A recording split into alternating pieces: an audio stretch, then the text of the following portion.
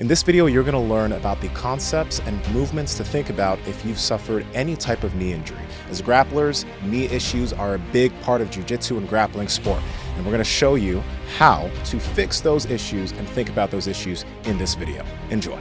All right, so I've had a handful of elderly clients in the past that could barely walk as is, and so when we introduced a backwards walk, that's something that I use to help bring their ability up. Now, in my case, when I tore 3 different ligaments, I couldn't start with the sled at all.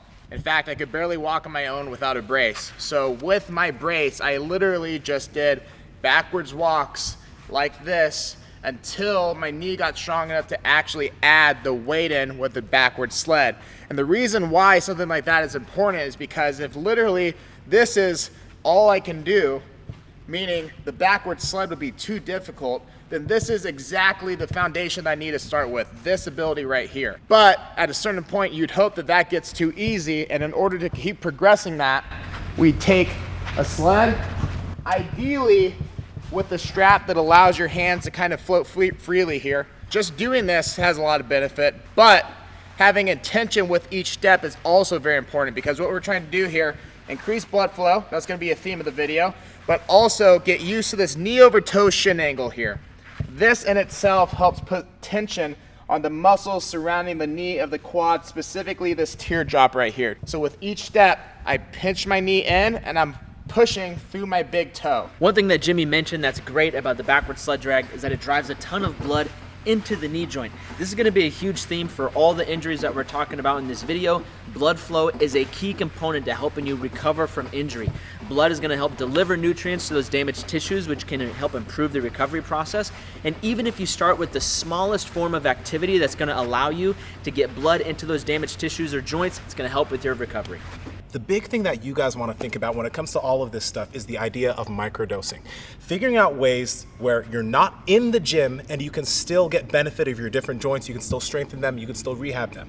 So something like this, sitting in seiza, sitting on top of your knees, allows me to sit in this deep knee flexion position and be very comfortable in this position. You can do this while you're at work, you can do this while working on the laptop on the ground, but over time, these positions are going to be something that become natural for you, which makes those joints more resilient. When we take the heel elevation, this is something that's going to be great for the knee because it allows for your knee to send so far over your toe. This can also be accomplished with really good ankle mobility, but if you don't have that, elevating the heel is going to be your best option. So when I go all the way down here and I'm able to sit comfortably on my heels, on my calves like this, it's doing a few things. One, the majority of the tension is lying on the knee, on the quad. But if I'm programming this for a client, typically what I tell them to do is hold this pause at the bottom for 2 to 3 seconds.